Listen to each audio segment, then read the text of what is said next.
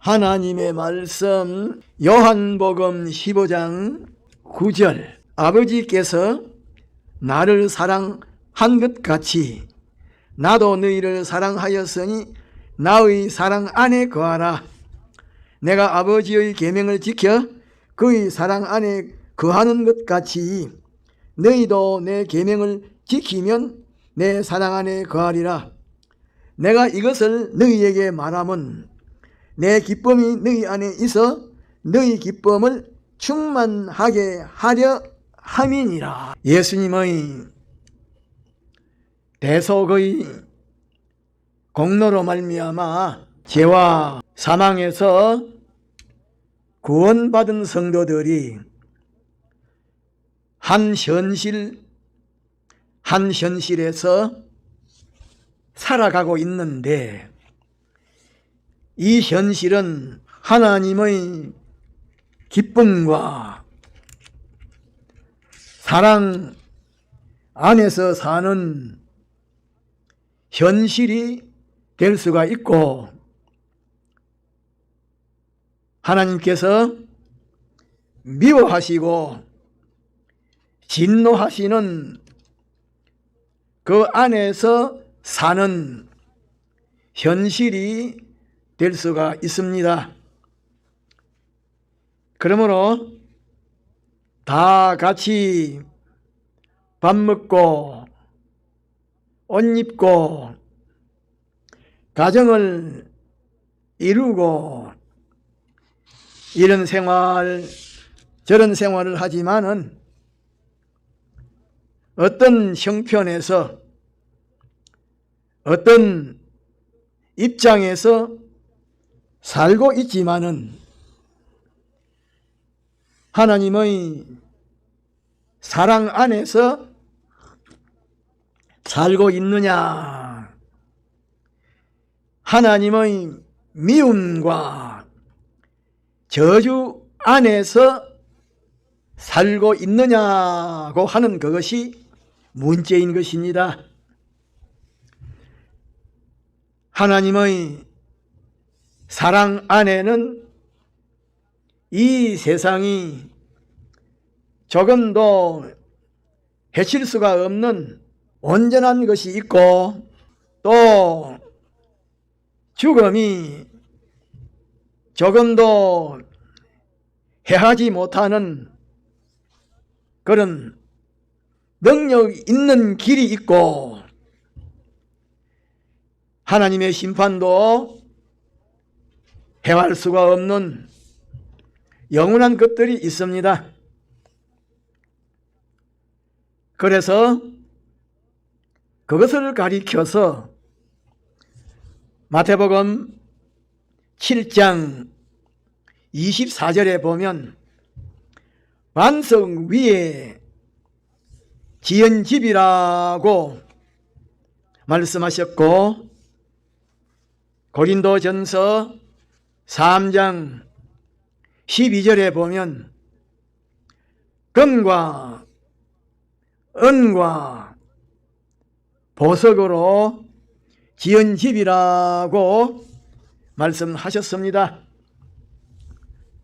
그러므로 하나님의 사랑 안에는 세상이 무서워하는 고형이나 악형이 와도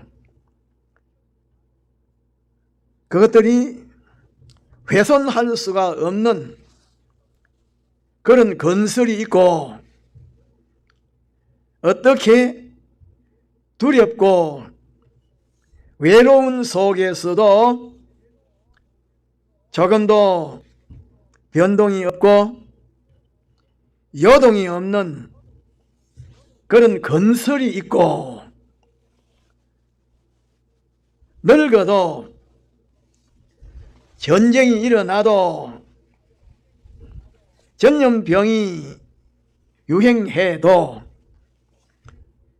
조금도 요동과 변동이 없는 그런 건설이 있고, 세계가 변동이 되어도 조금도 변동이 없는 그런 건설이 있고, 전 인류가 물 끓듯이 날뛰어도 조금도 변동이 없는 그런 건설이 있습니다.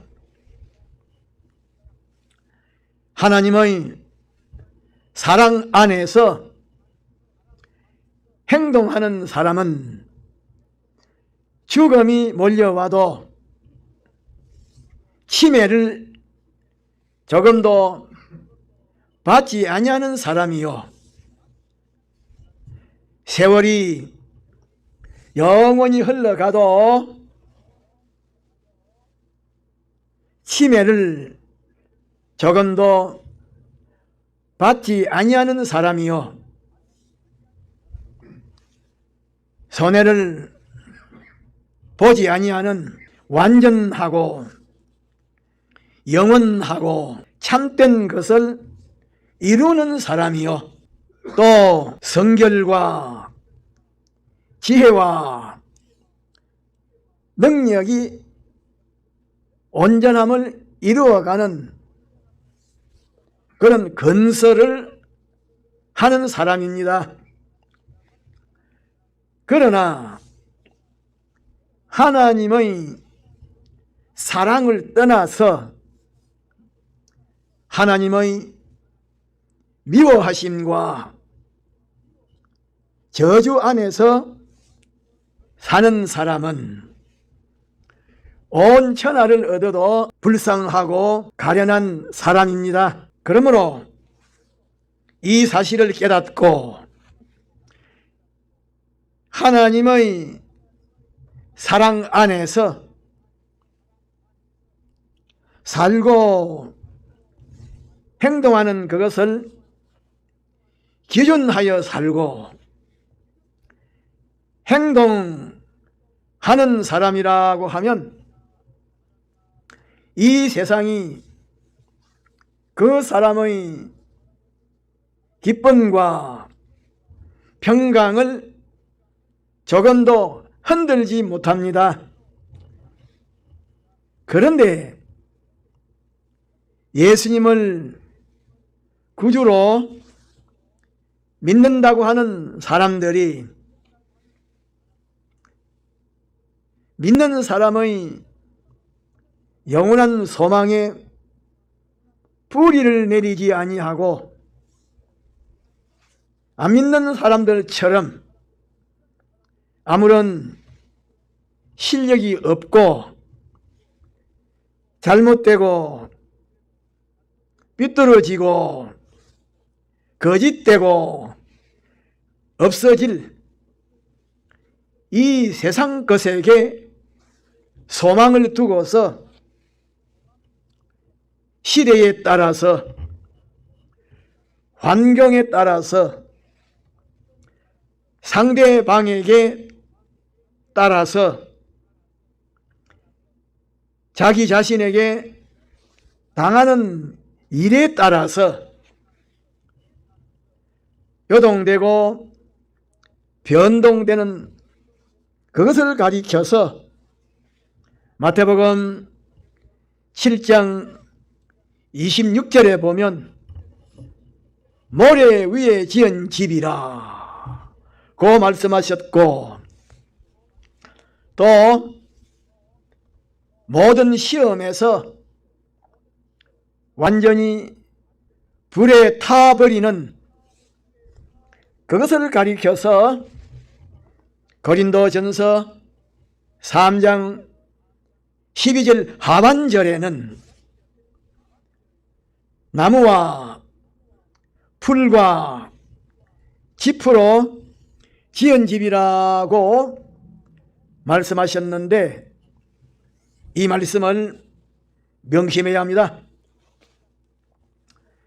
그러면 우리 믿는 사람이 하나님의 기쁨과 사랑 안에 있게 되는 그 비결은 어떤 것인가? 10절에 예수님께서 내가 아버지의 계명을 지켜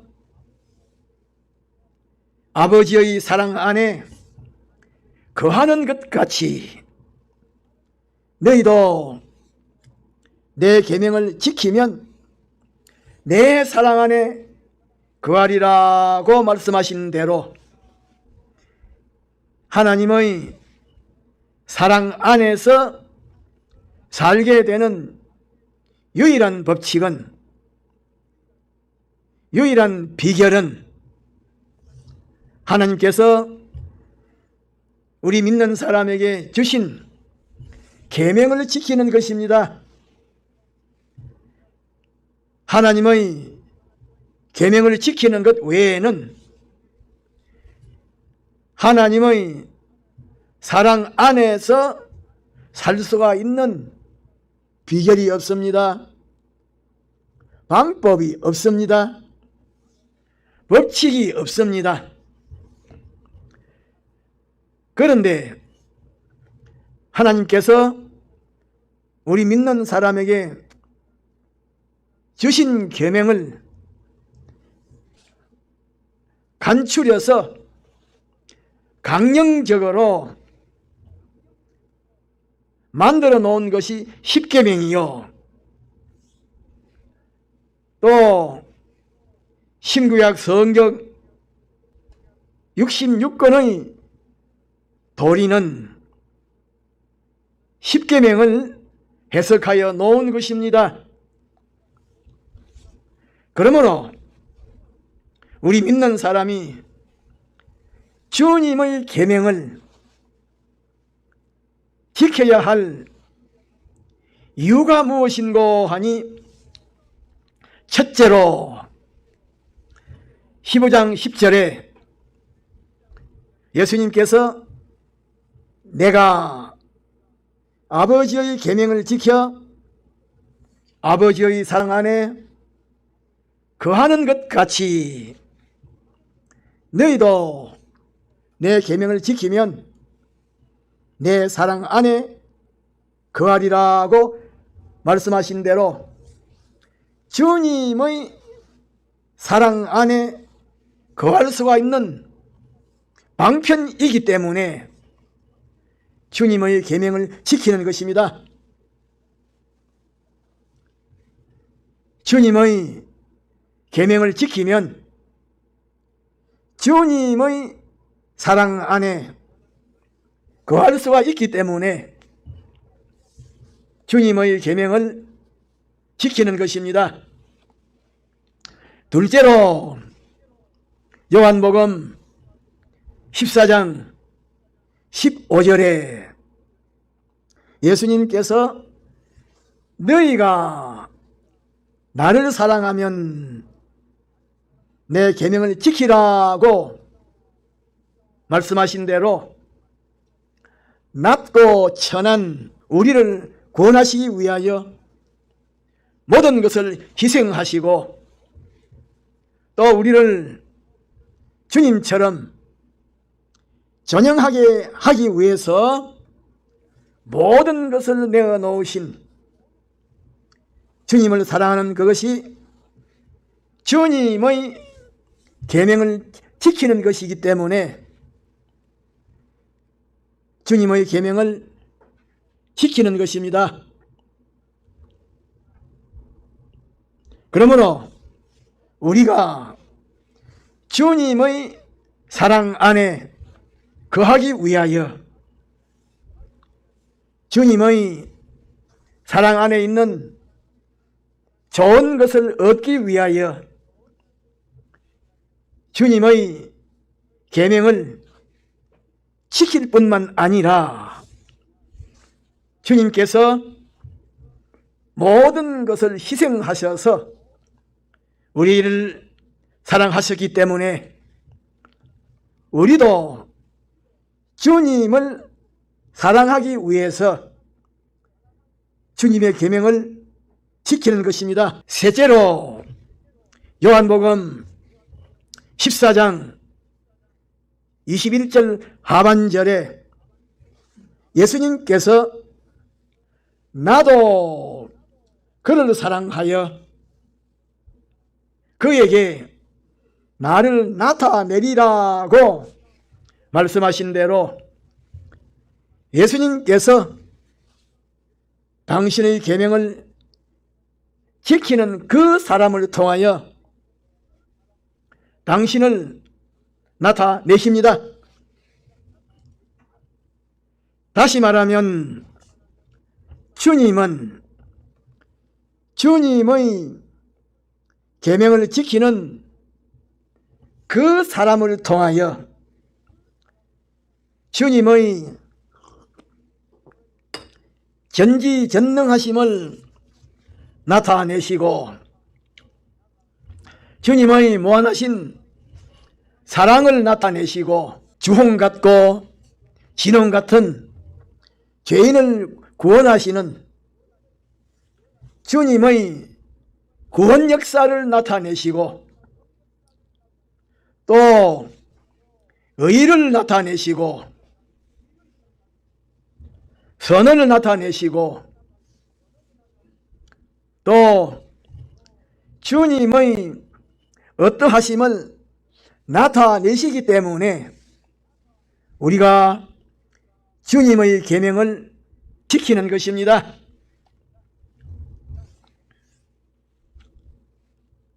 넷째로 요한복음 14장 23절에 보면 예수님께서 사람이 나를 사랑하면 내 계명을 지키리니 내 아버지께서 저를 사랑하실 것이요 우리 곧 성부, 성자, 성령이 와서 저희와 거처를 함께 하겠다라고 말씀하신 대로 삼위일체 하나님, 전지전능하신 하나님, 모든 것을 주권하시는 하나님, 크고 작은 것을 섭리하시는 하나님, 모든 것을 전부 가지신 주제자이신 하나님께서 주님의 계명을 지키는 그 사람과 함께 하시기 때문에 주님의 계명을 지키는 것입니다. 다섯째로 요한복음 12장 50절에 예수님께서 하나님의 계명은 영생이라고 말씀하신 대로 하나님의 계명 그 자체가 영생이기 때문에 하나님의 계명을 지키는 것입니다. 다시 말하면 하나님의 계명을 지킨 그 생애는 영원하고 하나님의 계명을 지킨 그 기능은 영원하고 하나님의 계명을 지킨 그 한 토막은 영원토록 쇠하지 않고 낡아지지 않기 때문에 하나님의 계명을 지키는 것입니다. 다시 말하면 하나님의 계명을 지키는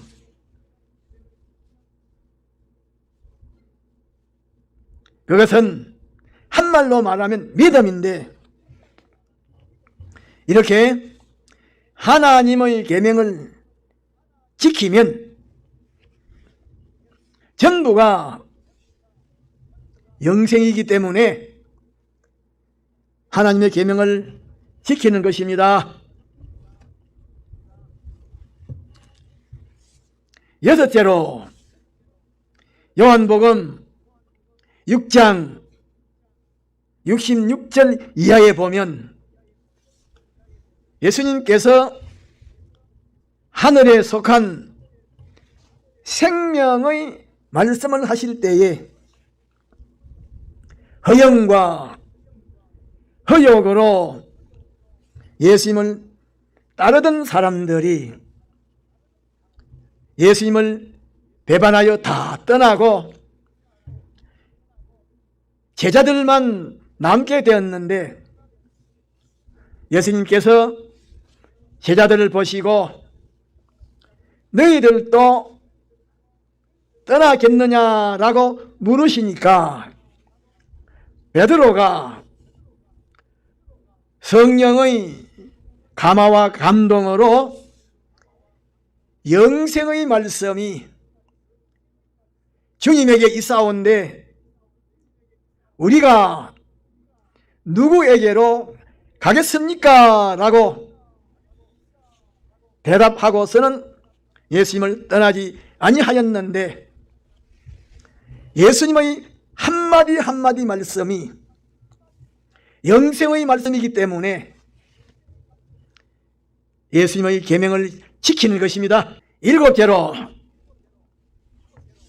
출애굽기 15장 26절에 여호와 하나님께서 모세를 통하여 이스라엘 백성에게 너희가 너희 하나님 나 여호와의 말을 청종하고 나의 보기에 의를 행하고 내 계명에 귀를 기울이며 내 모든 규례를 지키면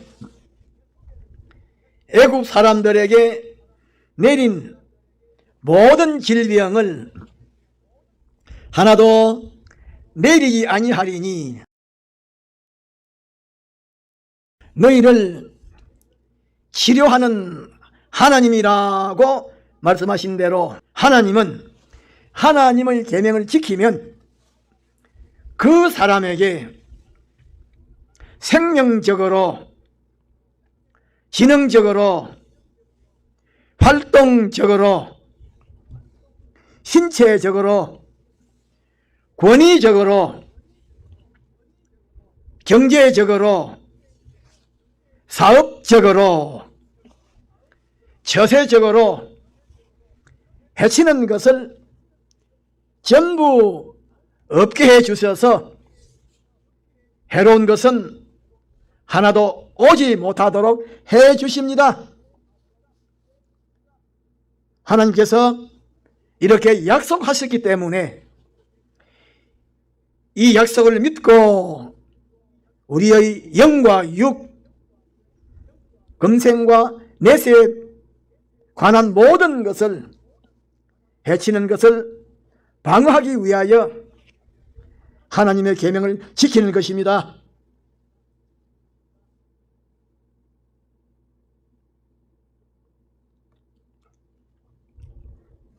하나님의 계명은 치료하는 말씀이라 약한 것을 강하게, 적은 것을 많게, 작은 것을 크게, 죽은 것을 생명으로, 고난을 평안으로, 눈물을 웃음으로, 슬픔을 기쁨으로 변화시키는 역사를 하기 때문에 하나님의 계명을 지키는 것입니다. 여덟 번째로 출애굽기 15장 26절 끝에 보면 나는 너희를 치료하는 여호와이라고 말씀하셨는데 주님의 계명을 지킬 때에 우리에게 이미 와서 있는 재앙, 손해, 실패, 낭패, 불행을 책임지시고 치료하여 주십니다. 해결하여 주십니다. 이렇게 우리에게 이미 와서 있는 손해와 실패와 낭패와 불행을 치료함을 받아서 해결함을 받아서 완전하게 구비하게 하기 위하여 주님의 계명을 지키는 것입니다. 아홉 번째로 출애굽기 20장 6절에 보면 하나님께서 나를 사랑하고 내 계명을 지키는 자에게는 천대까지 은혜를 베푼다라고 말씀하셨는데, 우리에게는 우리 자신뿐만 아니라 우리에게 따른 자손들이 있습니다. 후손들이 있습니다. 신앙의 자손들도 있고 혈육의 자손들도 있는데, 이 자손들은 우리 자신의 다음에 가는 중요합니다.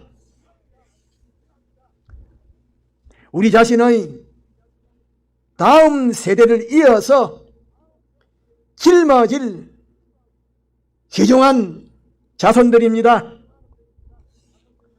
그런데 우리가 하나님을 사랑하고 하나님의 계명을 지키면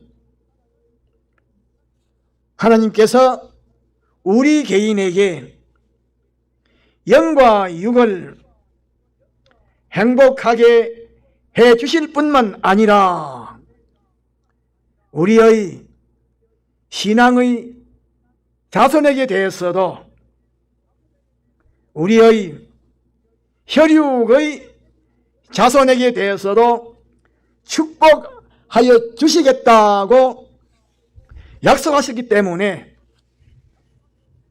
주님의 계명을 지키는 것입니다. 열 번째로